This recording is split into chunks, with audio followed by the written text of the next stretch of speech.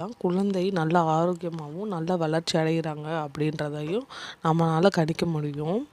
இந்த மூமெண்ட் எப்போ ஸ்டார்ட் ஆகும், இது லாஸ்ட் வரைக்கும் இருக்குமா அப்படின்னு கேட்டிங்கன்னா, நம்ம பிரசவம் ஆகிற வரைக்குமே குழந்தையோட மூமெண்ட் இருந்துக்கிட்டே இருக்கும். பொதுவாகவே கன்சீவாக இருக்கவங்களுக்கு 16வது வாரத்துலேருந்து 25 வாரத்துக்குள்ளே நமக்கு மூமெண்ட் தெரிஞ்சிடணும். இது ஒவ்வொரு பொண்ணுக்கும் ஒவ்வொரு மாதிரி அசைவுகள் தெரியும். குழந்தையோட அசைவுகள் எப்பயும் போல் இருக்கா அப்படின்றத கவனிக்கணும். எப்பயும் போல் இல்லாமல் மாறுதலாகவோ அது மணிக்கு குறைஞ்சிக்கிட்டே வருது மூமெண்ட் அப்படின்ட்டு இருந்துச்சுன்னா கண்டிப்பாக டாக்டர் பார்க்கணும்.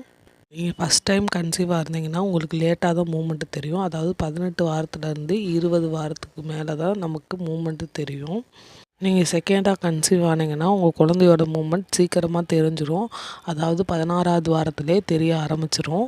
குழந்தையோட அசைவு எப்படி இருக்கும்னா, ஒரு படபடப்பு இருக்க மாணிக்கும், ஒரு பட்டர்ஃப்ளை பறக்கிற மாணிக்கும் இருக்கும். சின்ன சின்ன பபுள்ஸ் வர்ற மாணிக்கும், அது மாணிக்கு யாரோ உள்ளே லைட்டாக தட்டுற மாணிக்கும் இருக்கும். இதைத்தான் குக்கனிங்னு சொல்லுவாங்க. குழந்தையோட அசைவுகள் நமக்கு தெரியாமல் இருந்துச்சுன்னா அதுக்குரிய காரணங்கள் இருக்குது.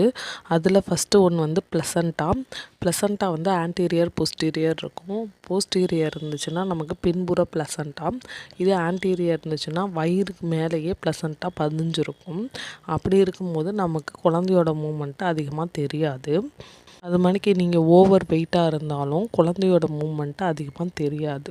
உங்களோட வயசை பொறுத்தும் குழந்தையோட அசைவுகள் தெரியாமல் கூட இருக்கலாம். குழந்தையோட வளர்ச்சி அதிகமாகும் போது குழந்தை உதைப்பது வந்து நன்றாகவே தெரியும். குழந்தை உங்களை தள்ளுவாங்க, நல்லா உதைப்பாங்க, அது மாதிரிக்கு அவங்க பிறழுவாங்க, அதெல்லாம் உங்களுக்கு நல்லாவே தெரியும். பொதுவாகவே 9 மணிலேருந்து 2 மணி வரைக்கும் நல்லா செயல்படுவாங்க குழந்தை. ஒரு சில குழந்தைகள் நைட்டு நல்லா சுறுசுறுப்பாக இருப்பாங்க. குழந்தையோட அசைவுகள் மூமெண்ட்டையும் கவனிக்கணும். ஒரு நாளைக்கு 10 தடவை உதைக்கிறாங்கன்னா அடுத்த நாளைக்கு அதே தடவை மணிக்கு உதைக்கிறாங்களான்னு கவனிங்க. அப்படி குழந்தை வந்து உதைக்கலைன்னா அவங்க தூங்கக்கூட வாய்ப்பு இருக்குது. அந்த மாதிரிக்கு டைமில் குளிர்ச்சியான ஏதாவது ஒரு ஜூஸ் குடிக்கும் போது குழந்தை மூமெண்ட்டு கொடுப்பாங்க. அப்போ நார்மலாக தான் இருக்காங்கன்னு அர்த்தம். ஆனால் மூமெண்ட்டு ரொம்ப குறைஞ்சிட்டே வருது, எந்த இதுவுமே சாப்பிட்டுமே அவங்க மூமெண்ட் கொடுக்கல அப்படின்னிங்கன்னா கண்டிப்பாக டாக்டர் கன்சல்ட் பண்ணணும்.